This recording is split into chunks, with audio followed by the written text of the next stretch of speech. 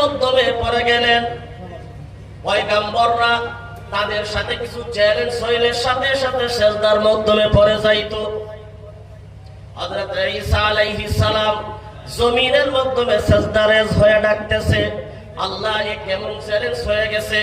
মৃত মানুষকে জিন্দা করার ক্ষমতা শুধুমাত্র আল্লাহ পাকের, কোন মানুষের হাতের মাধ্যমে দায়িত্ব নাই। তবে আল্লাহ আমার সম্প্রদায় মৃত মানুষকে যদি জিন্দা করতে পারি তারা ইসলাম গ্রহণ করবে, তারা ওয়াদা করেছে। আল্লাহ তুমি সমস্যা বড় হয়ে গেছে, আল্লাহ তুমি সমস্যার সমাধান কেমনে হবে? আল্লাহ তোমার কুদরতি বারগাহ ইলাহি থেকে তুমি সমস্যা সমাধান করে দাও। আল্লাহ তাআলা বলেন, ঈসা হে তুমি জমিন থেকে মাথা উঠাও, জমিন থেকে মাথা উঠাও। আমি আল্লাহ পাক তোমার জেহেনের মাধ্যমে, হাতের মাধ্যমে ক্ষমতা দিয়ে দিলাম। তুমি কবরস্থানের মাধ্যমে ওই কবরকে লক্ষ্য করে তুমি বলো বিইذনিল্লাহ, আমি আল্লাহ তাআলা সাথে সাথে কবর থেকে মৃত মানুষ জিন্দা বানায় দেব। সুবহানাল্লাহ। বন্ধুগণ একটু খেয়াল করে শুনেন, পয়গম্বর ঈসা আলাইহিস সালাম সিজদা থেকে উঠে মাথা উঠায়া কবরের দিকে, পুরাতন কবরের দিকে ধ্যান দিছে। হাতের আঙ্গুল দিয়ে ইশারা করে বলতেছেন কুম বিইذনিল্লাহ। সাথে সাথে ওই কবরস্থানের থেকে, ওই কবর থেকে, পুরাতন কবর থেকে একটা মৃত মানুষ জিন্দা হয়া হযরত ঈসা আলাইহিস সালামকে সালাম পেশ করেছে। সুবহানাল্লাহ। শুধুমাত্র সালাম পেশ করে নাই, বলতেছেন হে পয়গম্বর শুধু আমার সালাম গ্রহণ করলে কি হবে? আপনি আমার আব্বার সালাম গ্রহণ করুন।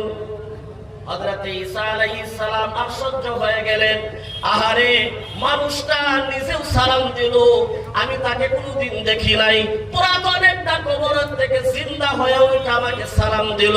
মানুষটা কিভাবে জানলো আমি একজন পয়গম্বর, আল্লাহ তাআলা দুনিয়ার মাধ্যমে বানায়া পাঠাইছে? ওই মানুষটা কিভাবে বুঝলো আমি পয়গম্বর? আবার তার আব্বার সালাম আমাকে দিতেছে, তার কারণটাকে বুঝলাম না। বলতেছেন ভাই বলো বলো বলো, তুমি এই কবরের মাধ্যমে কতদিন ধরে তুমি ঘুমাইতেছ? বলতেছেন ঈসা রূহুল্লাহ, শুনেন আমার আব্বা হলো হযরতে নূহ আলাইহিস সালাম, আর আমার আব্বার সন্তান হলো আমি, আমার নাম হলো হযরতে শাম।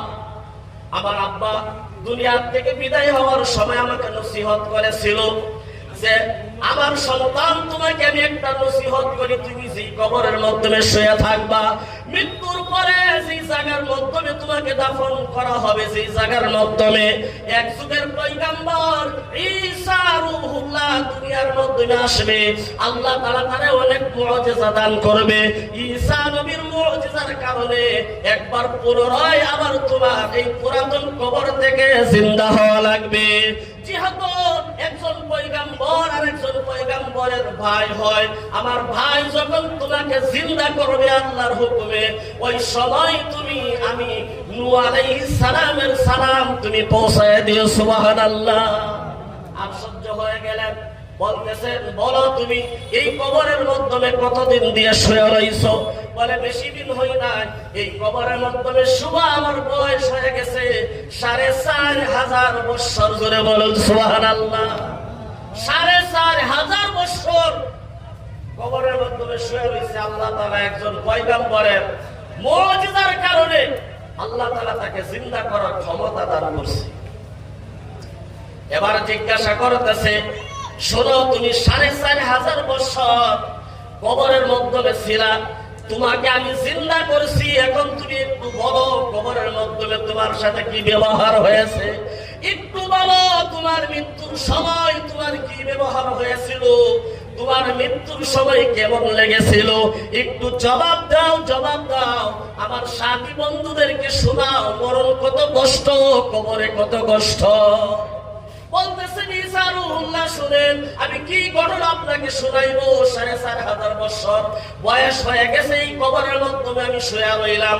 এই যে যেই সময় আজরাইল আমার জানটা কবজ করেছে, আমার শরীরের একটা হাড্ডি হাড্ডি পর্যন্ত আমি আঘাত পাইছি।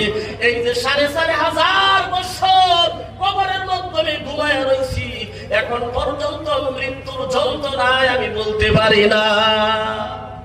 একজন পয়গম্বরের ছেলে হযরত নূহ আলাইহিস সালামের সন্তান যদি এই কথা বলে যে মৃত্যুর যন্ত্রণা, মরণের যন্ত্রণা ৪৫০০ বছর হয়ে গেছে, এখনো পর্যন্ত শরীর থেকে যায় নাই, একটু চিন্তা করেন, খেয়াল করেন, একজন নবীর সন্তানের দশা যদি এটা হয়, আমাদের আপনার দশা কি হবে? আমাদের দশা কি হইব? ৪৫০০ বছর বয়স হয়ে গেছে গা, কবরে শুয়ে রয়েছে, তখন মরার যে একটা তাণ্ডব, একটা যন্ত্রণা ছিল, এই যন্ত্রণাটা শরীরতে এখন পর্যন্ত বেঁচে না। আল্লাহ পাক আমাদের সকলকে উম্মতি মুহাম্মদী হিসাবে দুনিয়ার মধ্যে থাকবার তৌফিক দান করুক, আমরা বলি আমিন। পবিত্র কোরআনে কারীমের একটি আয়াত তিলাওয়াত করেছি।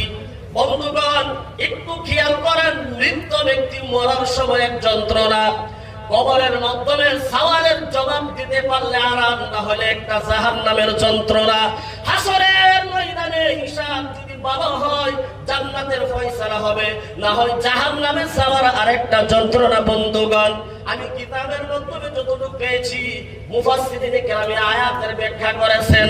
বন্ধুগণ, কিয়ামতের দিন যখন আল্লাহ তাআলা হাসরের ময়দানে হিসাব নেবে, একদিন হবে জাহান্নামী ওয়াসিকাল্লাযীনা কাফারু ইলা জাহান্নামা সুমারা, আরেকটি পার্টি হবে, দল হবে জান্নাতি, ওয়াসিকাল্লাযীনা তাকাউ রাব্বাহুম ইলাল জান্নাতি যুমারা। জান্নাতীরা জান্নাতের মাধ্যমে প্রবেশ করবে। বন্ধুগণ, আমি সংক্ষেপে বলতেছি, জাহান্নামীরা জাহান্নামের মাধ্যমে প্রবেশ করবেন, কিন্তু জাহান্নামের মাধ্যমে যারা যাবেন, জান্নাতের মাধ্যমে যারা যাবেন। দুনিয়ার জমিনের মাধ্যমে দুই বন্ধু এক হোটেলের মাধ্যমে চা খাইতো, বাজার পেলে এক হোটেল একসাথে বাজারের মাধ্যমে যাইতো, বন্ধুর বাড়িতে গেলে, আত্মীয় স্বজনের বাড়ির মাধ্যমে গেলে এক গাড়ির মাধ্যমে বসে যাইতো, বাড়ির মাধ্যমে বাবা খান যদি খানা যদি বানাইতো, বন্ধুকে সারা কোনোদিন খায় নাই। এ সারা দুনিয়ার মাধ্যমে করেছে। এক বন্ধু জান্নাতি হয়ে গেছে, আর এক বন্ধু জাহান্নামী হয়ে গেছে। আল্লাহর কাছে প্রশ্ন করবে, মাবুদ রে, দুনিয়ার জমিনের মাধ্যমে যে আমার পাগল করা বন্ধু ছিল, আমার আদরের যে বন্ধু ছিল, আজকে আমি তাকে তো জান্নাতের মাধ্যমে দেখি না, বন্ধু কোথায় গেল? এই কথাই আল্লাহ তাআলা বলেছেন। জান্নাতীরা আশাবাদী থাকবে, আল্লাহ জান্নাতের মাধ্যমে আমি বন্ধু দেখতে চাই, বন্ধুগুলো কোথায় গেল? বন্ধুগণ, আল্লাহ তাআলা সুন্দর ব্যবস্থা দেখেন, জান্নাতের মাধ্যমে কত সুন্দর ব্যবস্থা করেছে।